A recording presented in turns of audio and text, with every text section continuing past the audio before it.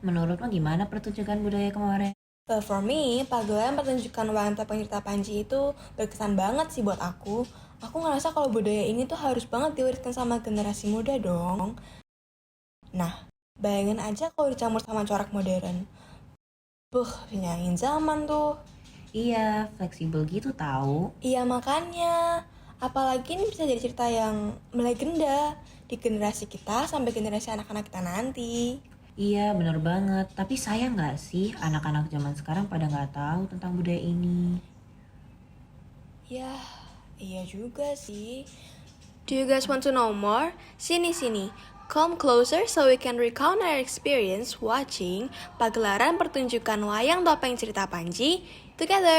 Jadi, Sabtu 24 September 2022, aku sama teman-teman berkesempatan buat datang dan menonton pagelaran wayang topeng cerita Panji di Pendopo Timur Museum Sona Budaya. By the way, pagelaran ini udah dimulai dari Jumat sampai Minggu. Tetapi kita sih milih malming ya. Because it is our video after all, what better ways to spend it rather than hanging out with your friends while also expanding your own knowledge about one of our own many cultures, right? Talk about killing two birds with one stone. Pertunjukan dimulai jam 8 malam. Pas kita datang, suasana pendopo udah dipenuhi sama beragam macam penonton. Ada yang lokal, ada yang turis juga. It was so crowded, but thank God kita masih bisa dapat tiket kita. We quickly got into our seats dan gak lama kemudian MC keluar menandakan bahwa pertunjukan akan segera dimulai. I'm so excited guys. Tentunya pertunjukan diawali dengan sambutan MC yang kemudian dibuka oleh penampilan dari tradisional Golek Ayun-Ayun yang ditarikan oleh dua penari muda bertalenta yang sangat cantik. Three words to describe the dance is elegant, eye-catching, and very beautifully made. Gerakan anggun gemulai tarian Golek Ayun-Ayun berhasil bikin aku cengir kesengsem.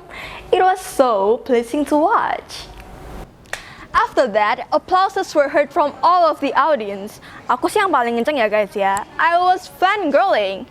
Gak lama kemudian, MC mengambil alih acara, and you know what time it is? It is time for the main show, pertunjukan wayang topeng cerita Panji. Now, before I got too deep into my story, aku mau ngasih tahu kalian sedikit background about what is cerita Panji.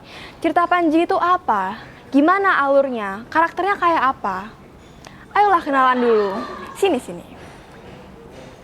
So guys, cerita Panji ini berlatar suasana pada abad ke-11 zaman Kerajaan Kediri, yang terus berkembang hingga zaman Kerajaan Majapahit. Inti dari cerita ini tuh cukup gampang kok guys. Sebuah kehidupan laki-laki yang bernama Panji atau yang bisa disebut Asmara Bangun atau Inung Kartapati dan berbagainya lah. Sebuah kisah cinta tidak akan lengkap tanpa sosok perempuan. Pada kali ini Sekartaji namanya, atau mungkin yang biasa dikenal dengan nama Dewi Chandra Kirana atau Anggra ini.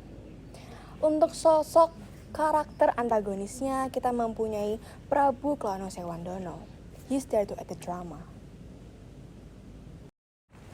Now, cerita Panji is a progressive and flexible story. Artinya mengikuti perkembangan latar daerah dan isi dari penutur masing-masing ya guys. Contoh dari cerita Panji itu semisalnya lakon Sekartaji Boyong, Ande-Ande Lumut, atau Jati Pitutur Pitutur Jati. Are you guys familiar with that? Setiap lakon tuh memiliki sebuah keunikan masing-masing. Either itu klimaksnya, konfliknya, sifat karakternya. It what makes them so different and so good guys. Personally, my favorite has to be Sekartaji Boyong. But back to their own taste ya guys. Nah, pada kali ini, lakon yang dibawakan adalah Sekartaji Boyong. A little insight about the story, menceritakan Prabu Klono Tunjungpuro, Raja Pulau Kencana, yang sedang jatuh cinta pada Dewi Sekartaji hingga ia meminta seluruh penggawa untuk mencari cara agar impiannya tercapai. Ambisius banget guys. Yang akhirnya dibantu oleh ayahnya sendiri yaitu Prabu Brahmono. Lindupuro segera menyiapkan pasukan untuk mengikuti perjalanan Prabu Brahmono. Dalam perjalanan, Prabu Brahmono melihat Dewi Sekartaji di Taman Sari dan segera ia bawa kabur. Di saat bersamaan, Panji Asmoro bangun diikuti Banca akan menuju Taman Sari. Akan tetapi, Sekartaji sudah menghilang. Putri-putri taman sangat sedih. Raden Panji dengan panik segera mencari Dewi Sekartaji. Prabu Brahmono berubah pikiran.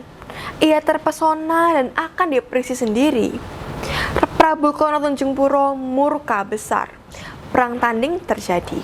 Dan akhirnya Prabu Brahmono dapat dibunuh Prabu Tunjungpuro yang berakhir dengan Sekartaji di bawah Prabu Tunjungpuro. Dalam perjalanan memboyong Sekartaji, Prabu Tunjungpuro dihadang oleh Panji. Perang tanding terjadi dan akhirnya Prabu Tunjungpuro dapat dibunuh dan Dewi Sekartaji kembali ke dalam pelukan Panji. Nah, gimana nih guys? Did you guys have fun watching the video? I hope you guys do. Semoga video ini bisa bersifat informatif tapi menghibur bagi kalian semua ya guys. That's been it from me. I hope I see you guys soon. Bye bye.